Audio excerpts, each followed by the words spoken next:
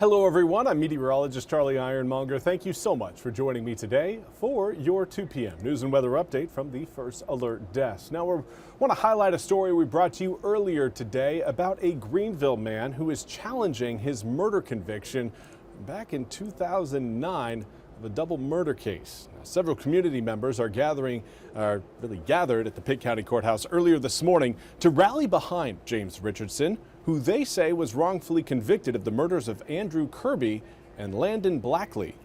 Prosecutors charged Richardson with the killing of the two men in a drive-by shooting outside of a bar called The Other Place, and he was found guilty in 2011.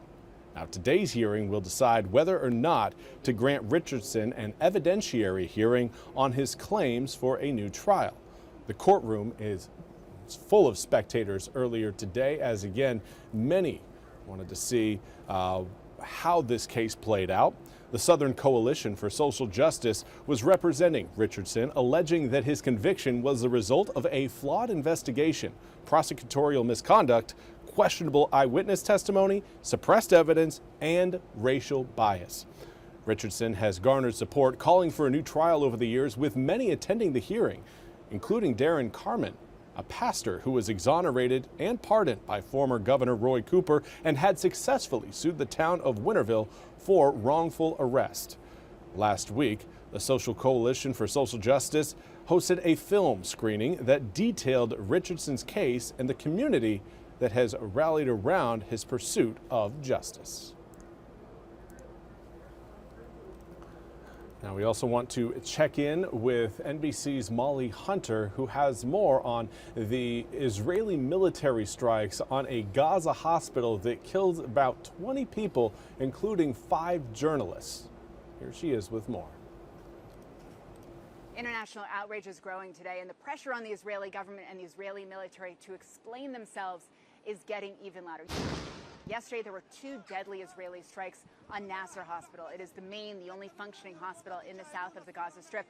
It's also a place where journalists gather because of the stories, of course, at the hospital, but also because of the resources, because this hospital still has some generators in place, and it also has access to Wi-Fi. So there was a place on a staircase on the side of a building in the Nasser Medical Complex that allowed journalists to connect to Wi-Fi, to upload videos and photos and beam their reporting out to the rest of the world. There were 7 minutes in between the 2 strikes. The first strike hit just after 10 a.m. And in those 7 minutes, other journalists, other medical personnel, first responders rushed to the scene to help, to continue to report on the scene. And then the second strike hit. Among those killed, and I just want to read these names: Hossam Al-Masri, a cameraman for Reuters; Miriam Abu-Daqqa, a photographer with the AP who leaves behind a 13-year-old son; Mohammed Salama with Al Jazeera; and freelancers Moaz Abu Taha and Ahmed Abu Aziz. In a statement, the Israeli military confirmed the strike in the area of the Nasser hospital. They said they were launching an investigation. Meanwhile, Israeli Prime Minister Benjamin Netanyahu called the attacks a tragic mishap. But the outrage is growing, not just among journalists and international and European governments, but the Associated Press and Reuters have already penned a very strong letter to Israeli authorities demanding answers over these Israeli strikes that killed their journalists yesterday. Molly Hunter, NBC News, Jerusalem. Thank you very much, Molly, for that report. We now turn to your weather forecast, where, again, everything is feeling like September is already here, even though we've got a few more days left in the month of August. Or if you want to go by the meteorological season calendar, we really only have a couple more days left of meteorological summer. Meteorological fall starts on Labor Day, September 1st, and we may actually feel like it truly is. You know, the start of meteorological fall. That's usually not the case here in eastern North Carolina. But do want to highlight, we've got cloud cover across Morehead City. A lot of those clouds, though, low-level clouds, not producing much of any sort of rain. The green you're seeing on your screen is the radar actually picking up the bottoms of those low-level clouds, showing again that there might be some light drops coming out. I'm not buying it. Again, not really looking at a great opportunity for rain, mostly because our atmosphere is in the process of drying out. Current air temperatures right now reading in the upper 70s to low 80s. Probably not going to be getting too much warmer than where we're at right now. Dew points, though, in the 50s and the 60s. The lower those dew points get, the less moisture there is in the air, the lower your humidity is. So again, with a falling humidity, we also see falling rain chances. We're not going to have the same opportunities for rain with a drier air mass. And over the past 24 hours, just about all of eastern North Carolina has seen those dew points come down by a noticeable margin.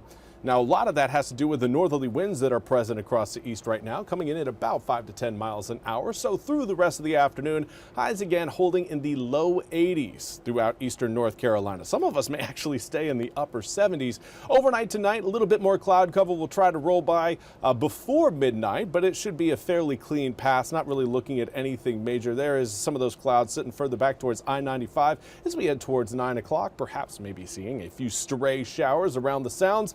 But certainly nothing that should impact anybody's plans for this evening. Really light stuff around the Pamlico Sound later on this evening. Coming up for tomorrow morning, starting out mostly sunny, and then we will stay mostly sunny through the day. A slight chance of, again, perhaps maybe a coastal shower or two. I'm not putting much stock into that, giving it about maybe a 10 to 20% chance at best for those areas, but most of eastern North Carolina, again, will be staying dry thanks to a high pressure system located just up to our northwest. That high is going to do a great job of maintaining that northerly wind flow, creating that continuous, I wouldn't want to call it September, we'll call it fall-like feel, because even in September, we can stay fairly humid. Now, the big question is, how long are we going to be seeing this low humidity air stick with us? And the quick answer to that is at least over the next 8 days. Normally, we would see those overnight lows in the upper 60s, more like the low to mid 70s. And that is a great deterministic factor when you're trying to figure out, okay, what is our humidity? The humidity, your dew points, can't be any higher than your overnight lows are at that point in the morning. So it does a great job of really regulating, the cooler we are, it does a great job of regulating how much humidity or how much moisture is in the air. The colder we get overnight, the less moisture we'll have the following day. So for tonight's overnight low, putting us into the upper 50s, that means tomorrow is going to be even drier than what we've experienced so far today. Wednesday night, 57 degrees for your Thursday morning. Thursday as well will be a much more comfortable day. It will feel like fall is already here. Of course, you do see those overnight lows jumping up to around 63, 64 degrees for your Thursday night, Friday night, Saturday night, and Sunday night. Yeah, you may feel that humidity try to make a comeback. It also, again, coincides with a slightly higher chance of rain, but certainly not looking at any sort of a washout, because even with those dew points in the mid to low 60s, that's still a very dry atmosphere for what we would normally see here in eastern North Carolina at the end of August. Now, coming up at the tail end of next week, yeah, we might be dealing with a little bit more heat, but still I'm anticipating average to below average temperatures even as we head towards day 9, 10, and 11 on that 8-day forecast. You just kind of tack those on. I still think we'll slowly start to see air temperatures rise, but should stay below that 90-degree threshold. That's all we have time for today's 2 p.m. news and weather update. We'll be back coming up at the top of the hour with more news and weather. Until then, I hope you all have a wonderful rest of your Tuesday. We'll see you back here in just a bit.